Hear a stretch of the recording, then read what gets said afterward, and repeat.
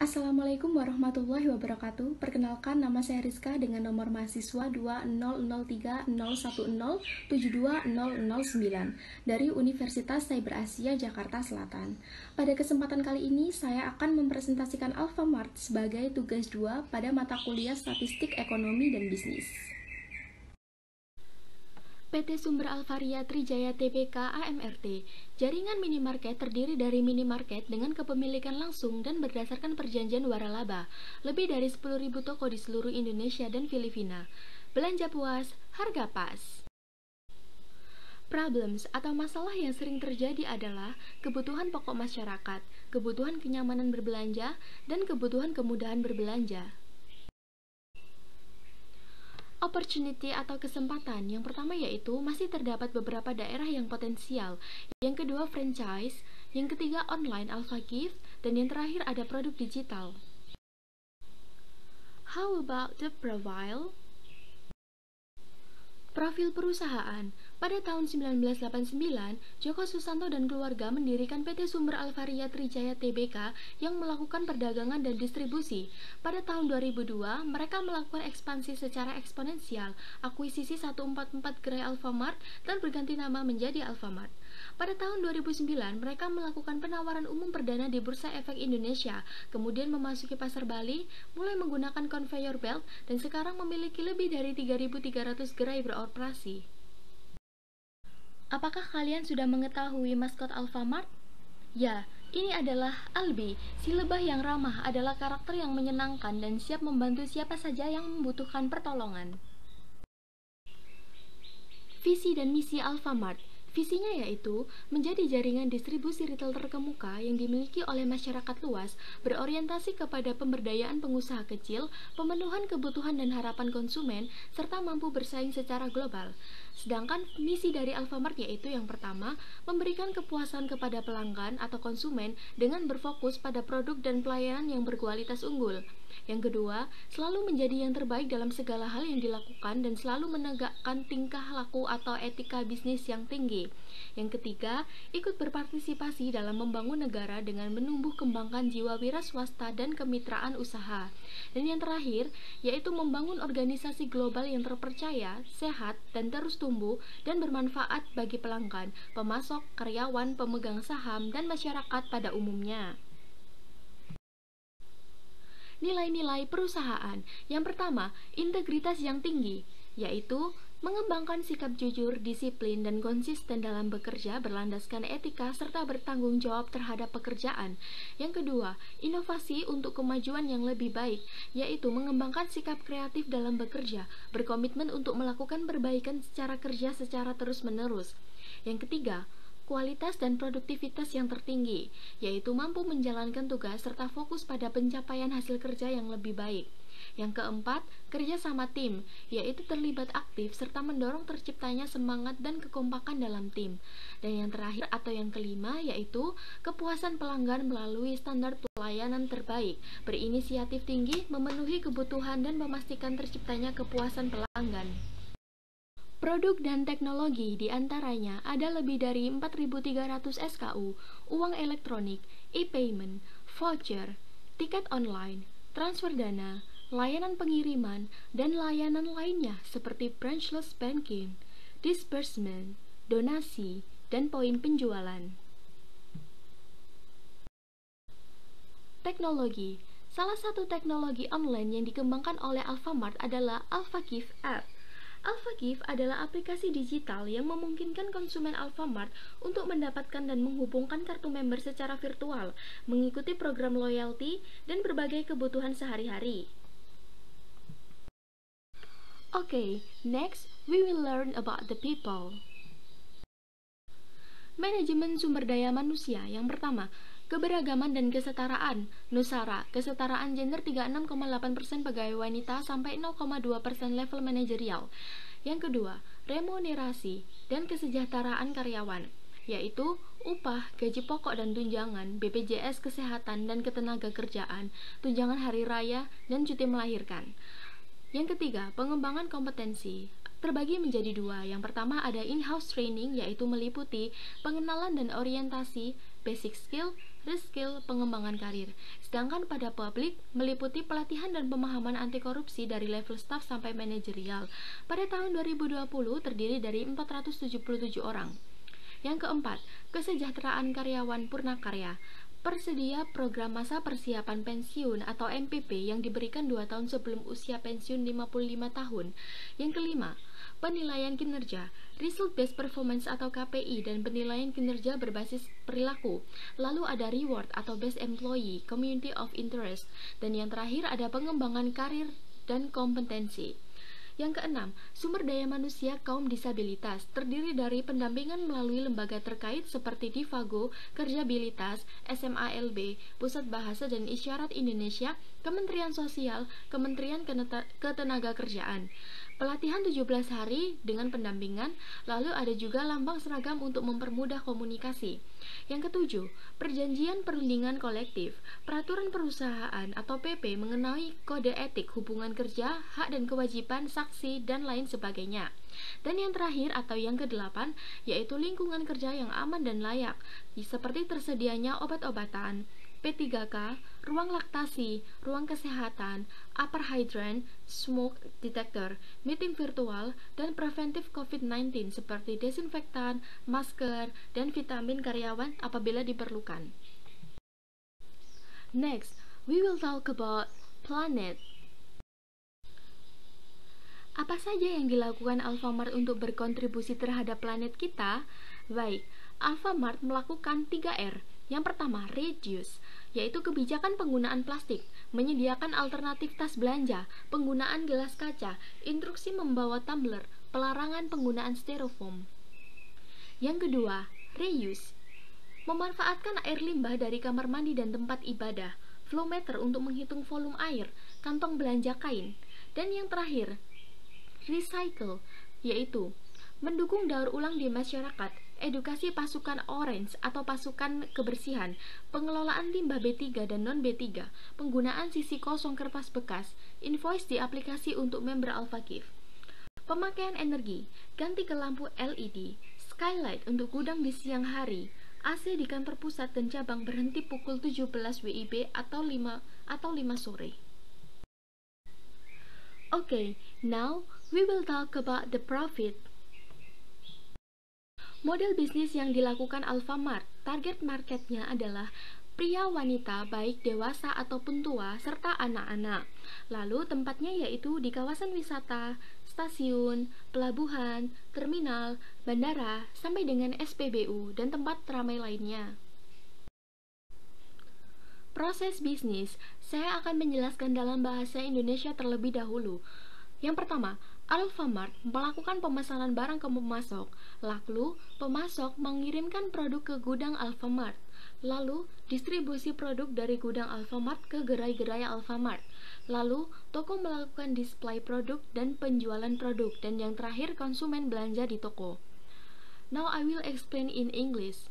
Business process. Alfamart order merchandise to suppliers. After that, suppliers send merchandise item to Alfamart's warehouse. Next, Alfamart warehouse distribute merchandise item to Alfamart stores. Next, store display products and sell merchandise item. And the last, customers shop at the store. Kinerja bisnis yang dilakukan oleh Alfamart diantaranya kinerja keuangan, yaitu menyusun target keuangan, menyusun strategi bisnis, membuat laporan keuangan, melakukan audit internal dan eksternal atas kinerja keuangan perusahaan. Lalu pada tahun 2020, pendapatan usaha sebesar 75,83 triliun, naik 3,95%. Laba tahun berjalan yang dapat didistribusikan kepada pemilik entitas induk adalah 1,06 triliun. Dan yang terakhir, tetap beroperasi tanpa menerima bantuan dari pemerintah. Selanjutnya, pendapatan usaha 75,83 triliun, naik 3,95% atas pertumbuhan penjualan dan penambahan jumlah gerai. Laba kotor naik 5,99% atas peningkatan margin kotor. Laba usaha turun 7,32% atas peningkatan beban operasional. Penurunan jumlah utang atas perbaikan manajemen. Laba tahun berjalan turun 4,59% karena faktor di atas. Ini adalah tabel total aset yang dimiliki oleh Alfamart dalam miliar rupiah. Yang pertama, aset lancar pada tanggal 31 Desember 2020 turun menjadi 8,28%. Yang kedua, pendapatan neto untuk peningkat sebesar 3,95%.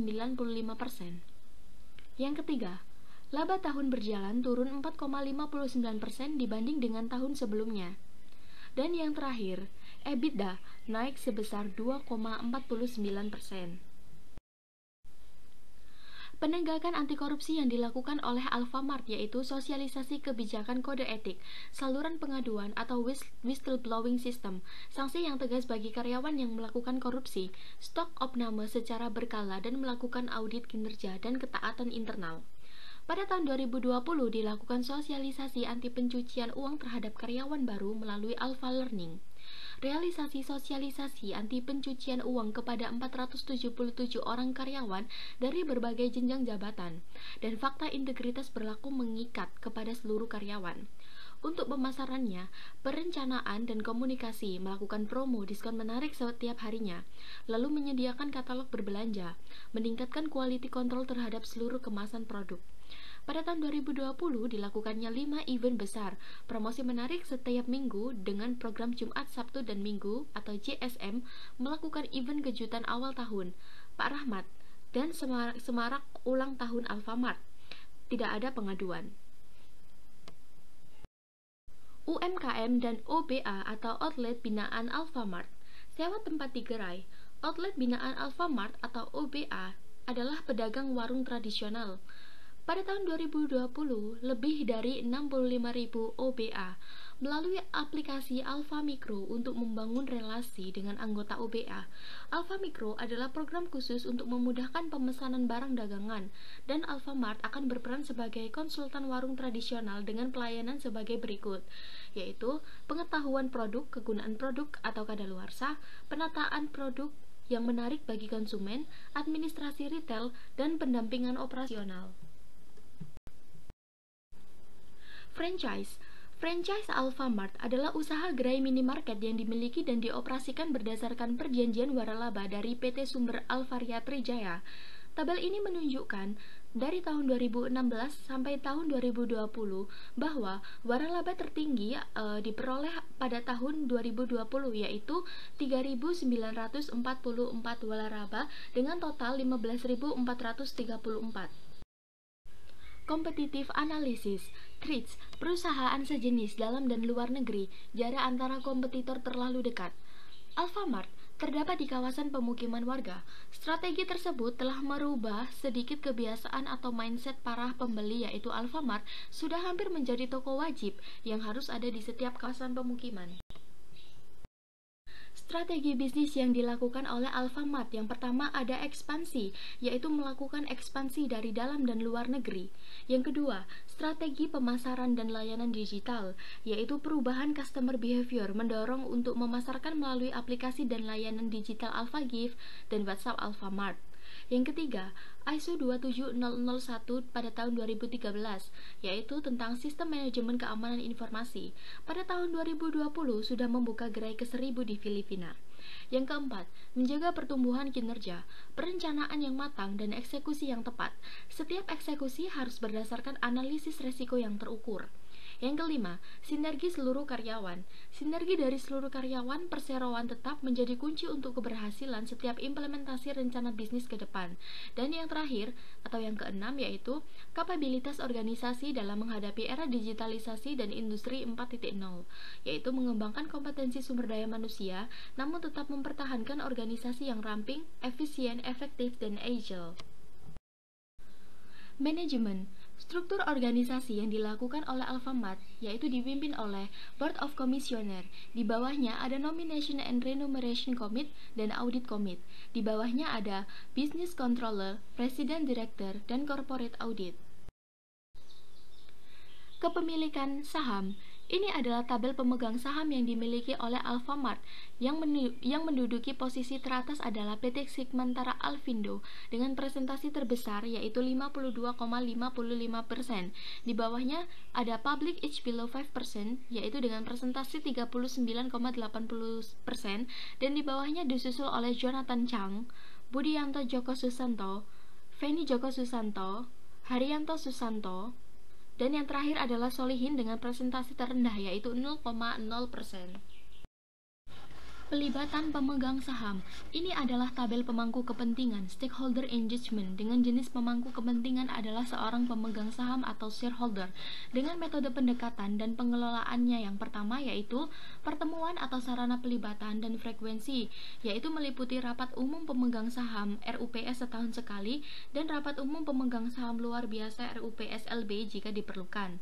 Yang kedua, topik signifikan dan kebutuhan pemangku kepentingan, yaitu melakukan laporan dan evaluasi kinerja, penetapan penggunaan laba bersih dan dividen, penetapan remunerasi Dewan Komisaris. Lalu, respon perusahaan atas kebutuhan pemangku kepentingan atau Company Responses on Stakeholder Needs, yaitu menyelenggarakan RUPS tahunan dan RUPS LB, melakukan kinerja operasional, keuangan, dan lainnya, menjaga kinerja untuk mencapai target secara maksimal. Baik, berikutnya ada grafik harga saham. Ini adalah grafik harga saham oleh Alfamart. Grafik harga saham ini menunjukkan dari tahun 2015 sampai 2021, di mana setiap tahunnya mengalami pasang naik dan turun.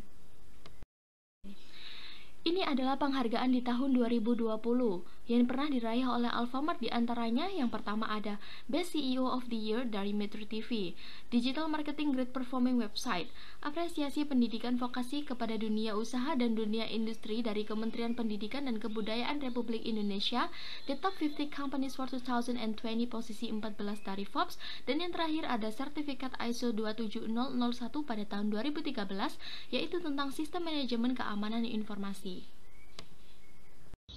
Baik, itu adalah presentasi yang dapat saya sampaikan. Namun sebelum saya mengakhiri presentasi kali ini, saya akan menjelaskan mengapa Anda harus join dengan franchise Alfamart. Yang pertama, manajemen bisnis telah terbangun. Hal itu tentu akan membuat Anda yang baru mulai belajar bisnis akan terasa lebih mudah, karena semua ide, manajemen, promosi sudah ada. Jadi Anda tinggal melanjutkannya saja. Yang kedua, Alfamart sudah dikenal di kalangan masyarakat, sehingga dalam menjalankan bisnis waralaba tentu akan lebih mudah dalam proses pemasaran, apalagi jika waralaba yang Anda pilih sudah dikenal di masyarakat. Yang ketiga, manajemen finansial lebih mudah. Biasanya, para investor akan lebih mudah memberikan modal kepada bisnis yang sudah baik dari segi finansial serta pemasaran. Dengan begitu, Anda akan diuntungkan karena sistem manajemen sudah diterapkan oleh pemilik waralaba. Sekian presentasi yang dapat saya sampaikan, kurang lebihnya saya mohon maaf yang sebesar-besarnya. Terima kasih dan wassalamualaikum warahmatullahi wabarakatuh.